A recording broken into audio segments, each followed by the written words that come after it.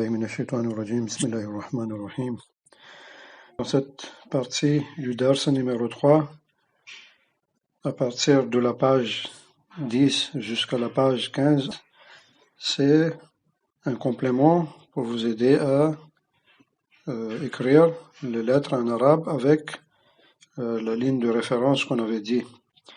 Ce que vous devez faire en fait, c'est de respecter cette ligne, ou bien vous pouvez tracer une ligne si vous avez une feuille blanche en ligne, ou bien vous avez des cahiers, déjà où il y a des lignes dessus.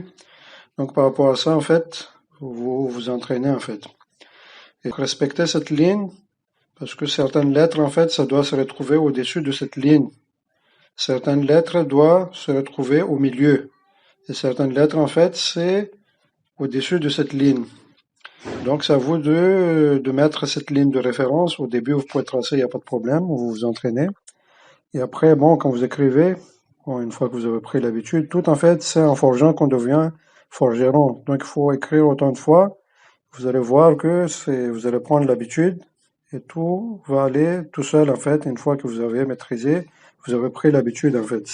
Au début, c'est un peu difficile. Votre écriture ne sera pas trop jolie peut-être au début, mais le but c'est d'avoir aussi une écriture qui est très jolie.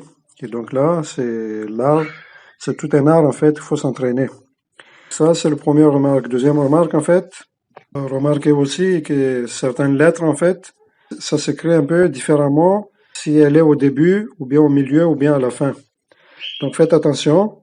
Par exemple, le alif, je vais vous envoyer aussi un autre complément pour alif. Au début, le alif, ça s'écrit comment? Vous avez remarqué, et quand l'alif se retrouve au milieu, en fait, c'est comme s'il y a un ya, ou deux fois il y a waw, et le petit ain. Ce tout petit ain, en fait, ça vient se mettre au-dessus sans se coller, en fait. C'est ça qui fait la différence avec ain, parce que ain, si elle se retrouve au milieu, elle est collée avec la lettre. Mais le alif ou bien le hamza, c'est pas collé. Il est porté par ya ou bien waw au milieu, mais il n'est pas collé. Et à la fin, pareil, la différence entre alif et ain, c'est que le ain, il peut être collé à la fin ou ne pas être collé, mais elle a cette queue, en fait, l'arrondi qui est très grande, en fait, c'est remarquable. C'est le, c'est le petit arrondi de ain, en fait. Vous allez comprendre vous-même. Par contre, le hamza, il n'est jamais collé à la fin. Le hamza, le alif, il est toujours séparé à la fin. Il ne colle jamais avec qui que ce soit, quoi. Deux fois à la fin, le alif, il est aussi porté par ya ou bien waw, mais il n'est jamais collé, en fait.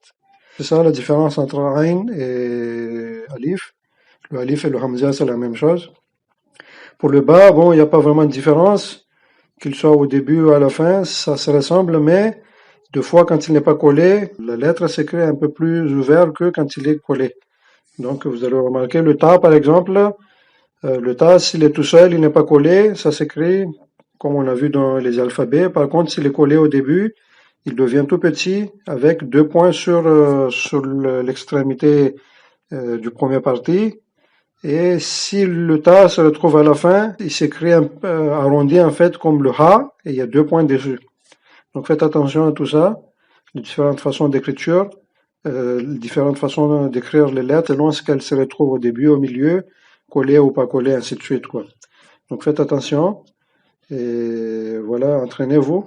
Je vous demande d'écrire au moins ce qui est dans le livre, mais écrivez autant de fois, vous voyez la différence en fait entre la première écriture et après vous vous êtes entraîné, ce que ça a donné comme différence et une bonne écriture.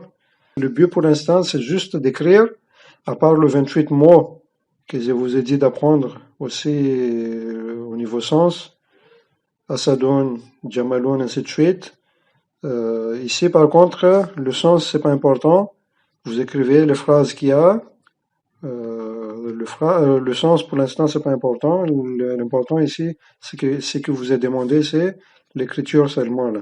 Si il y a une phrase, par exemple, La tajlis tawilan amam al-hasub, ça, c'est pas important pour l'instant. Ça veut dire quoi? L'important, c'est que vous puissiez écrire cette lettre comme dans l'image, en fait. وآخر دعوانا أن الحمد لله رب العالمين